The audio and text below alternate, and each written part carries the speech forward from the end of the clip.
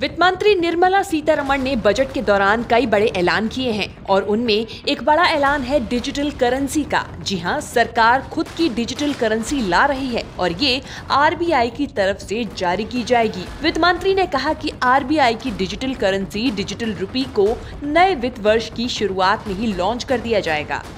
The Reserve Bank will be issuing a digital currency. Currency becomes a currency is a currency only when it is issued by the central bank, even if it's a crypto. Digital currency को blockchain technology और दूसरी technology के इस्तेमाल के जरिए पेश किया जाएगा। ये डिजिटल इकोनॉमी को बिग बूस्ट देगा, करेंसी मैनेजमेंट को ज्यादा इफिशिएंट और कम लागत वाला बनाएगा।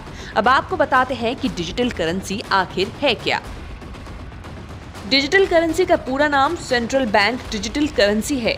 इसे रिजर्व बैंक जारी करेगा और सरकार की मान्यता मिलेगी। ये केंद्रीय बैंक की बैलेंस शीट में भी शामिल होती है। इसकी खासियत ये है कि इसे देश की सॉवरेन करेंसी में बदला जा सकता है। भारत के मामले में आप इसे डिजिटल रुपया कह सकते हैं। डिजिटल करेंसी दो तरह की होती है, रिटेल और होलसेल। रिटेल डिजिटल करेंसी का इस्तेमाल आम लोग और कंपनियां करती हैं। होलसेल डिजिटल करेंसी का इस्तेमाल वित्तीय संस्थाओं के जरिए किया जाता है। अब आपको बताते हैं कि इस डिजिटल करेंसी के फायदे क्या क्या हैं। ये कम खर्चीली है, ट्रांजैक्शन भी तेजी से हो सकते हैं। इसके मुकाबले करेंसी नोट्स का प्रिंटिंग खर्च, लेन देन की लागत भी ज्यादा है। डिजिटल करेंसी के लिए किसी व्यक्ति को बैंक खाते की जरूरत नहीं है, ये ऑफलाइन भी हो सकता है। डिजिटल करेंसी पर सरकार की नजर रहेगी। डिजिटल रुपए की ट्रैकिंग हो सकेगी, जो कैश के साथ संभव नहीं है। रिजर्व बैंक के हाथ में होगा कि डिजिटल रुपया कितना और कब जारी करना है। मार्केट में रुपए की अधिकता या कमी को मैनेज किया जा सकेगा। रिजर्व बैंक का प्रस्ताव है कि देश में डिजिटल करेंसी को भी बैंक नोट की परिभाषा में रखा जाए, यानी डिजिटल करेंसी को भी बैंक नोट की तरह देखा जाए।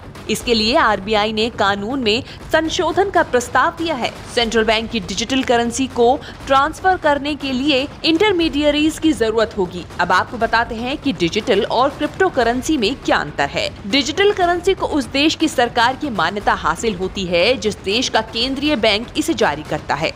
क्रिप्टो करेंसी एक मुक्त डिजिटल एसेट है। ये किसी देश या क्षेत्र की सरकार के अधिकार क्षेत्र या कंट्रोल में नहीं है। बिटकॉइन जैसी क्रिप्टो करेंसी डिसेंट्रलाइज्ड है और इसका किसी सरकारी संस्था या फिर किसी सरकार से संबंध नहीं है।